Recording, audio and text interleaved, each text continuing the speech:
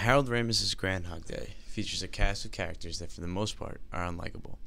In particular, the film's protagonist, Phil Connors, is shown to be an arrogant and self-absorbed jerk. Phil repeatedly brushes other people off and shows concern only for himself in the film's first act. It becomes clear that Phil is neither a character an audience can sympathize with, nor one they can admire. Once he is caught in the limbo that is February 2nd, it takes years before Phil can make the transition from selfish to giving, finally reaching out and offering something to the people around him. Only when his own happiness is put in jeopardy does Phil make a conscious effort to improve as a person. Phil does become more likable towards the second half of the film, but prior to this transformation, it's hard to believe in an individual that is so unbelievably pretentious. In comparison, Frank Capra's It's a Wonderful Life features characters that an audience can appreciate right from the beginning.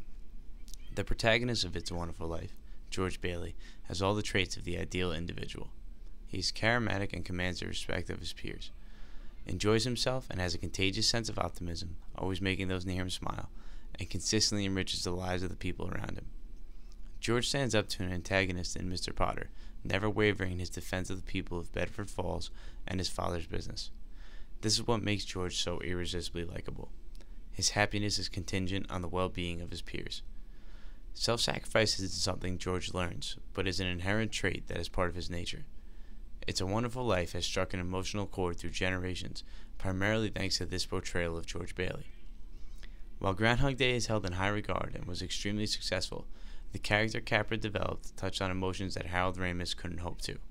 This is why his film is consistently listed among the greatest of all time and celebrated year-round.